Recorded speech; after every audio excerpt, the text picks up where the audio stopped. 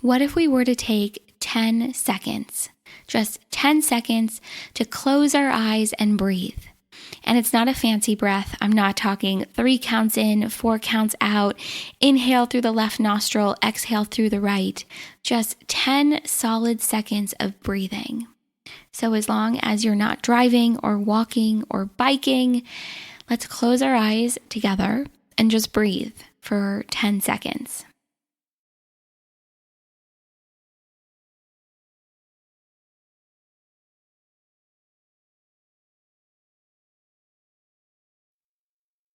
What if we took those 10 seconds to breathe? The same 10 seconds that we just took together, more than just one time a day. And what if we made it a conscious part of our practice and routine of being alive, of being human, to make sure that we breathe?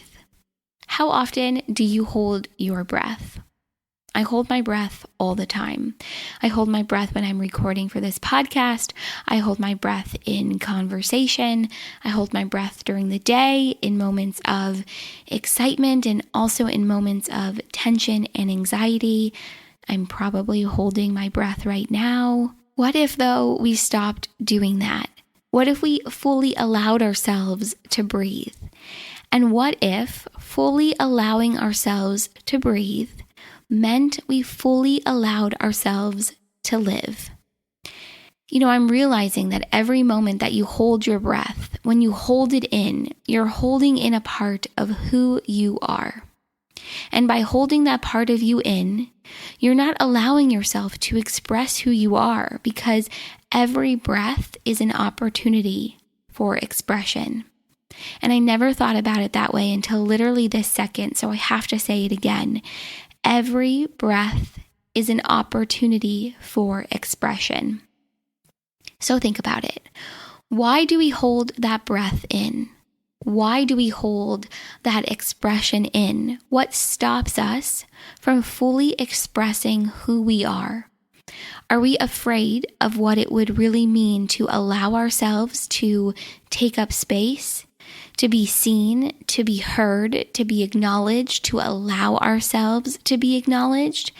I think it's all of the above, because our breath is extremely tied to who we are and our willingness really to express who we are. Because to really let it out, to really express ourselves, would mean allowing ourselves to be seen and heard in a way and in a light that maybe at times hasn't felt safe. To allow ourselves to fully embody the fullest expression of who we are requires us to breathe. It requires us to breathe through every moment, through every fear, through every celebration. It requires us to breathe so that we can really feel what it is to be here right now, to feel every emotion, to feel lost and to feel great love, to feel lost and to feel very much at home. Because without the dichotomies, there really is no fire. There is no pull towards an exploration of our truth, towards an exploration of why we breathe, of why we hold our breath. Because really, our breath is just one of the many tools in our toolbox towards that truth.